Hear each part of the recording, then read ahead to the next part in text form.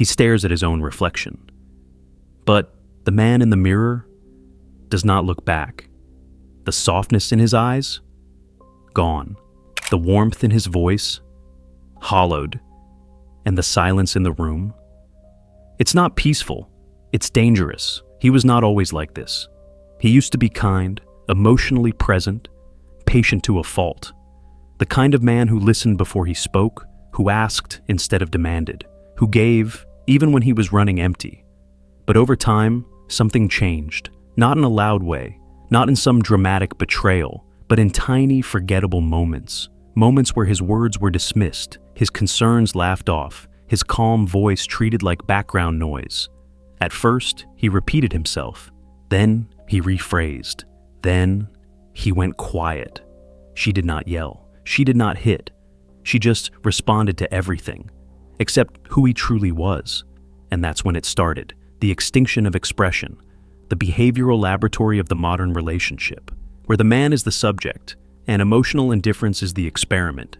Every time he brought his truth gently to the table, it was met with silence, sarcasm, or a scroll on her phone.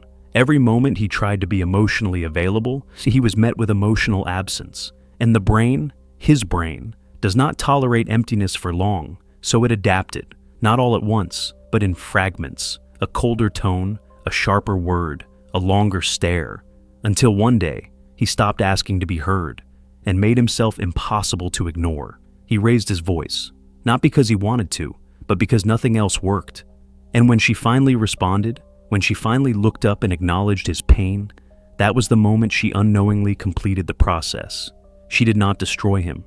She rewired him. She conditioned him, slowly, to abandon everything that made him human. His calmness, his reason, his softness. Because the only time she ever truly listened was when he became the very thing she claimed to fear. The tragedy. She still says she wants a kind man, but she created a system where kindness dies, where only noise cuts through the numbness. And now she flinches at the man who once held her like glass, because the version of him she trained to survive is the one that scares her. So, before you judge the angry man, ask yourself this. What happens to a soul when every gentle version of itself is punished until only the monster remains?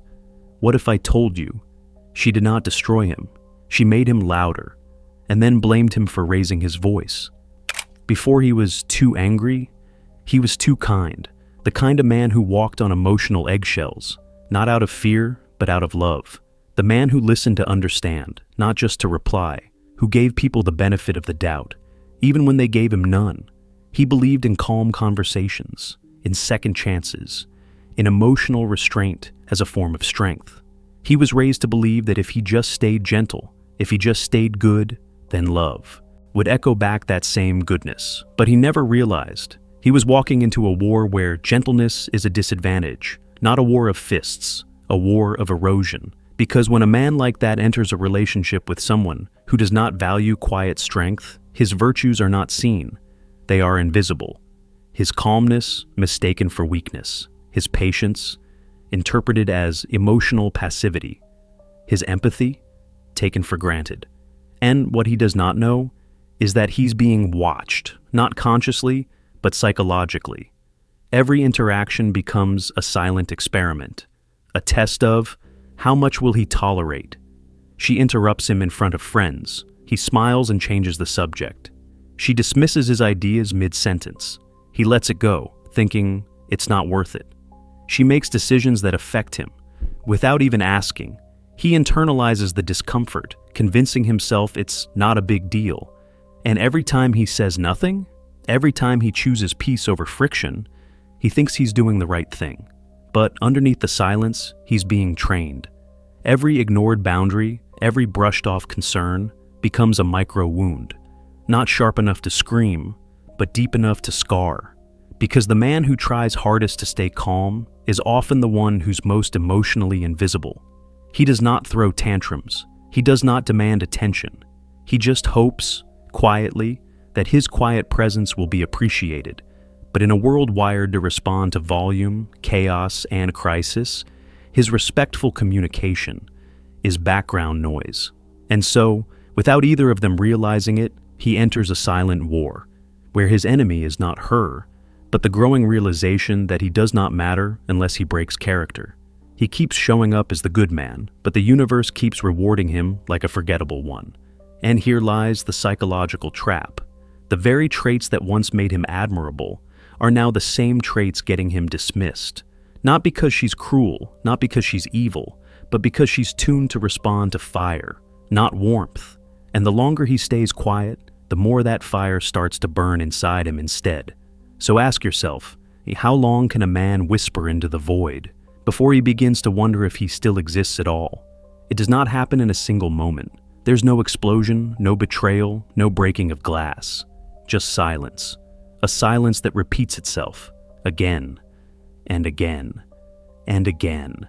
He brings something up, softly, respectfully. Not to start a fight, but to protect the connection. I felt unheard when that happened. Could we talk about what you said earlier? It's not a big deal, but it did sting a little. But his words don't land. They float, hover in the air, and disappear like steam off a morning window. No response. Or worse, a sideways glance, a dismissive smirk, or a deflection wrapped in sweet sarcasm. And this is where the training begins. Not intentionally, not maliciously, but mechanically. You see, the human mind is not built to withstand repeated invalidation. It begins to adapt, to shift, to rewire itself for survival. This is what psychologists call intermittent reinforcement, and it's more dangerous than cruelty because it creates confusion. And in confusion, identity begins to dissolve. One day he's treated kindly, the next, ignored. Sometimes she listens. Most times, she doesn't.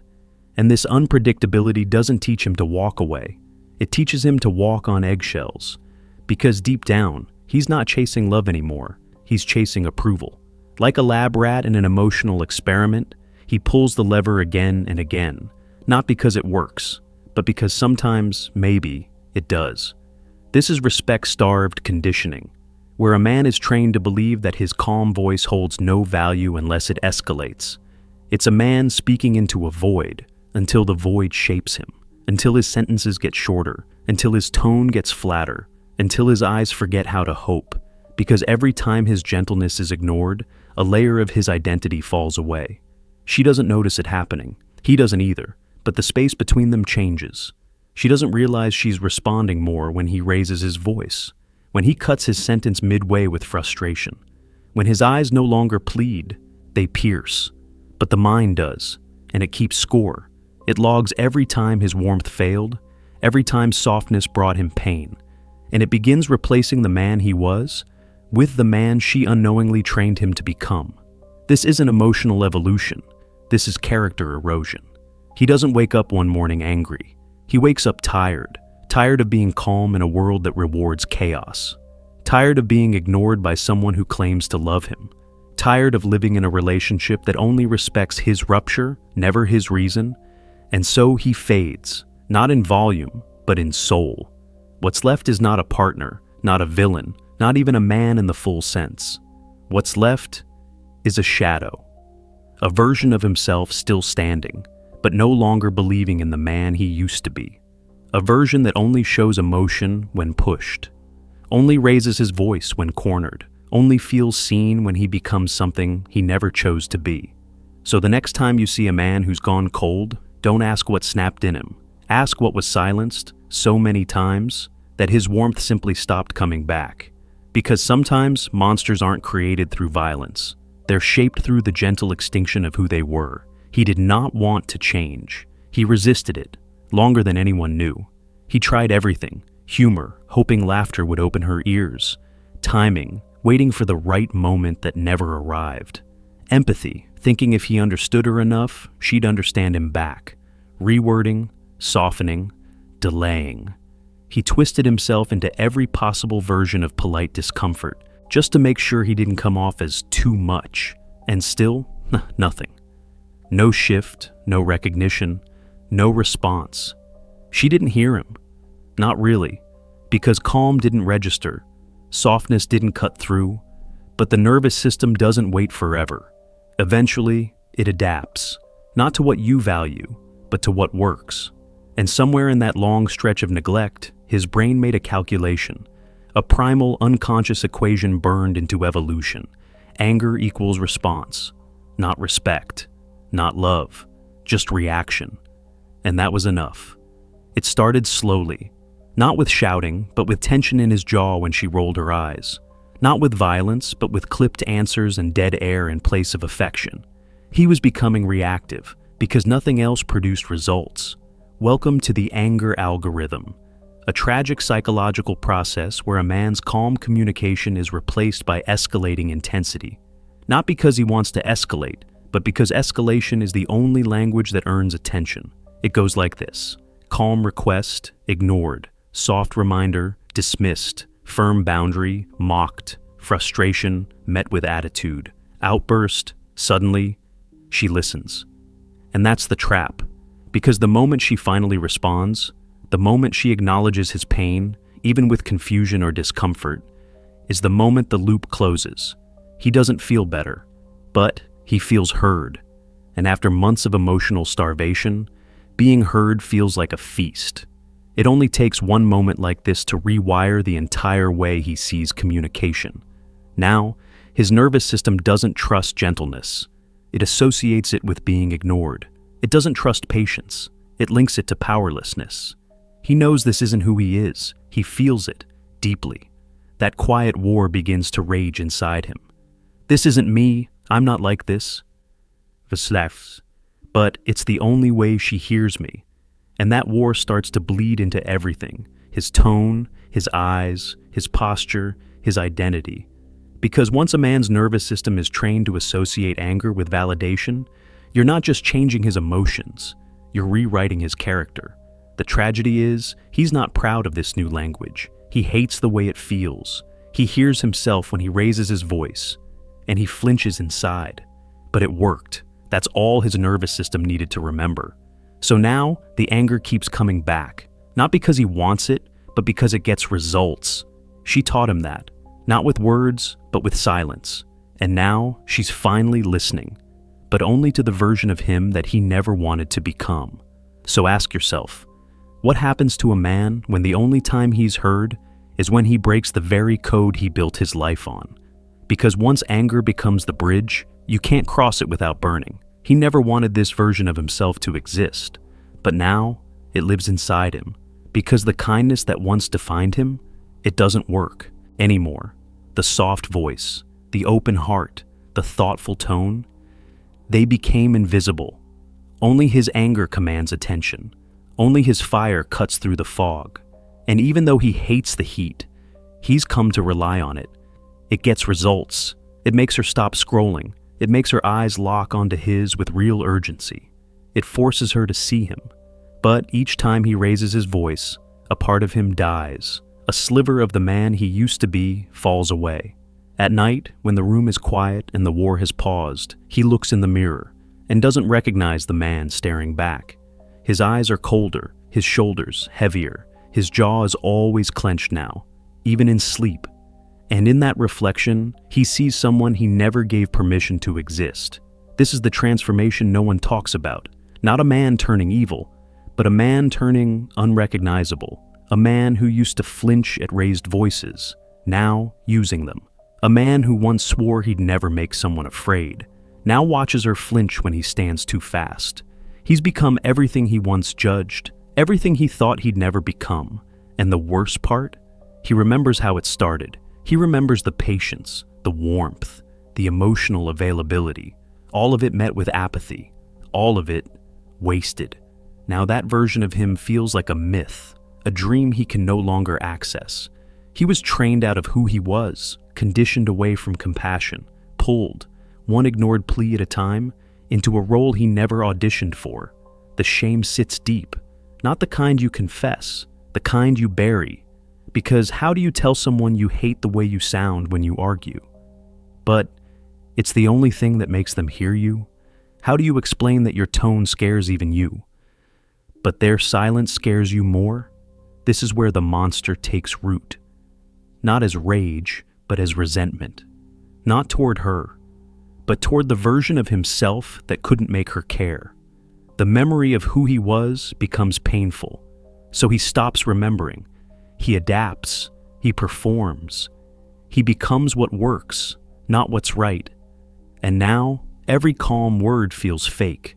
Every gentle gesture feels forced. He knows the script, but the role no longer fits. Because the man who once led with reason now survives through force. He doesn't feel powerful. He feels punished for not becoming this sooner. And she still says she misses the old him. The version she ignored for months. The version that whispered until it broke. But now she only sees the aftermath and labels it the cause. She wonders what happened to him, not realizing she was the one who stopped listening long before he started yelling. So ask yourself, what happens when a man is forced to become the very thing that finally makes the world pay attention? He becomes the monster she built, and the man he can no longer forgive. Once a man realizes he's been rewired, conditioned to abandon the calm voice he once believed in, he stands at a psychological crossroads. 3 roads lie ahead, none of them easy, all of them irreversible in some way.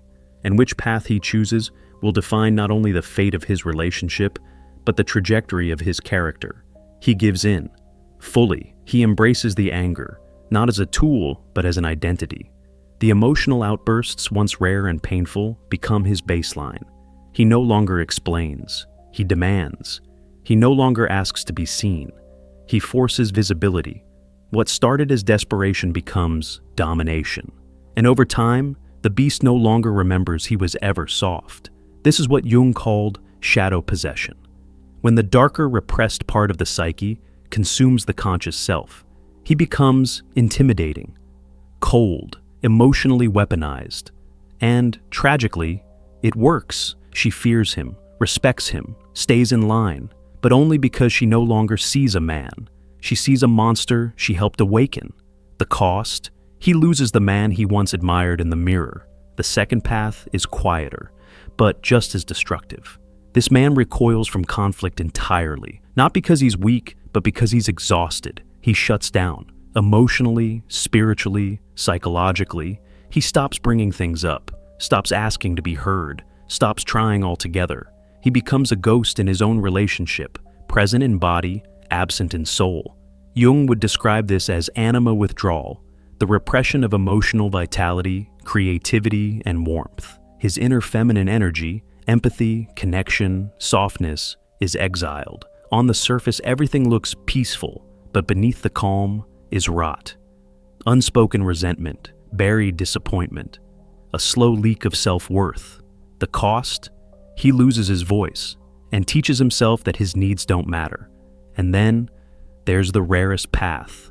The man who sees the system, who realizes that love built on volume is love built on violence. So he chooses neither anger nor silence, but distance. He walks away, not out of hatred, but out of reverence for the version of himself he refuses to abandon. This is the man who says, if I have to yell to be respected, I'm in the wrong place. He doesn't wait for her to change. He doesn't punish her. He just leaves, because his soul is not up for negotiation, and neither is his character. The cost? He may lose someone he once loved, but he keeps the one thing the other two lost: himself.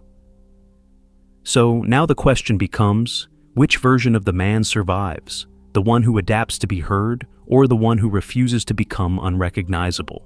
Because in the end, you don't just lose relationships in these choices, you lose pieces of your identity. She did not set out to break him. She never woke up thinking, today, I'll ignore the man who loves me until he snaps. It wasn't calculated. It wasn't cruel. It was unconscious. Because what turns a calm man into an emotional monster isn't always abuse in the traditional sense. Sometimes, it's just emotional noise. Modern women live in mental overload. Texts, notifications, endless choices, emotional juggling, and a world that never stops demanding. And in that chaos, the calm voice of a man, respectful, patient, emotionally regulated, can feel like a whisper in a hurricane. Not because it's unimportant, but because it doesn't scream urgency. This is the tragedy of emotional communication today. Her brain doesn't process calmness as critical. It processes loudness as threat. And threat gets attention. This is evolutionary wiring. For thousands of years, emotional intensity meant danger, a fire, a predator, a collapsing tribe. So, when a man finally raises his voice, her nervous system takes it seriously. Not out of respect, but out of fear. She reacts, she listens, she responds. But not to the man himself, to the emotional volume of the moment. And this is where the damage begins. She unintentionally teaches him that if he doesn't escalate, he'll stay invisible. Not because she's evil, not because she wants to destroy him, but because her attention system has been hijacked by intensity. It's not that she ignored his calm voice because she hated him. She ignored it because it didn't scream loud enough to cut through the noise. But what she doesn't see is that every time she listens after the explosion, she's reinforcing the very behavior she claims to hate. And now, both of them are trapped. He only gets heard when he becomes someone he despises. She only feels urgency when he becomes someone she fears. It's not love, it's reactive survival. And neither one of them knows how to stop it. Because this isn't a story about male aggression or female manipulation. This is a story about how two nervous systems accidentally taught each other the worst ways to stay connected. So, before we assign blame, before we label him a monster or her emotionally unavailable, we have to ask a harder question. What kind of emotional world have we built where calmness is forgettable, but chaos is the only language anyone understands? Because until we answer that, good men will keep turning loud, and good women will keep listening too late. There was a time when calmness meant strength, when a man who spoke slowly, clearly, and with purpose was seen as grounded, not weak. A man who refused to escalate was called wise, not passive. But that time is fading. We now live in an era of emotional inflation, where stillness is cheap and volume is expensive. In this new emotional economy, you don't get heard for being steady. You get heard for being loud. Respect has become reactive. Attention has become conditional. And calmness? It's a devalued currency. The quiet man, the patient man, the emotionally composed man, he used to be rare and revered. Now, he's invisible. Because emotional inflation means that the same emotional cost no longer gets the same return. Once, a calm expression of pain was enough. Now, he has to escalate, raise his tone, harden his words, just to be taken seriously. And this doesn't just damage relationships, it rewires men from the inside. Over time, two paths emerge, the emotionally extreme or the emotionally absent. Some men grow louder, not because they enjoy conflict, but because it's the only way they've been taught to matter. Others go silent, not because they have nothing to say, but because they've learned that saying it doesn't make a difference. And both outcomes are tragic. Because whether a man explodes or disappears, what's lost is the middle ground, the grounded, respectful communicator who once believed his calmness meant something. So, we must ask a darker question. What happens to a society where softness is punished and sensitivity is treated like background noise? What kind of future do we build when the only people we respond to are the ones who raise their voice or vanish completely? Because in a world where emotional peace is ignored, only chaos survives. You don't wake up one morning with your identity erased. It happens slowly, conditioned, shaped, reinforced, one silence at a time. But here's the truth most men never hear. You don't have to wait until you're angry to start protecting yourself. The moment you start explaining the same thing twice and she still doesn't hear you, pay attention. That's not a one-off. That's a pattern. When your tone gets calmer and her ears get colder, that's the first crack in the foundation. Because conditioning doesn't always feel like abuse. Sometimes it feels like disappointment. But disappointment, ignored long enough, becomes decay. The only way to stop the transformation is to recognize the system before it rewires you. And that starts with something most men are never taught: boundaries, not walls, not ultimatums, but internal guardrails that say, I will not become someone I don't respect just to stay connected to someone who doesn't respect me. Boundaries aren't punishment, they're protection. They're the sacred line between self and self-erasure. Because when you silence yourself to keep the peace, you don't just lose the argument, you lose your reflection. You train yourself to believe, my voice causes conflict, my needs are inconvenient, my honesty is the problem. And once you start believing that, you begin to disappear. So reclaiming yourself starts early. It starts the moment she laughs off something that matters to you, and you say, "That wasn't okay." It starts the first time you express a need, and she minimizes it, and you let her know, "If this continues, I won't." It starts with early exits, the courage to walk away, not because you're angry, but because your soul knows this environment is incompatible with your integrity. Because sometimes the strongest move a man can make isn't to stay and endure, but to leave while he still recognizes himself. This isn't about blaming her. This isn't about punishing anyone. It's about refusing to betray yourself quietly. You are not here to beg for awareness. You are not here to scream just to be heard. You are not here to decay in silence while someone claims to love you.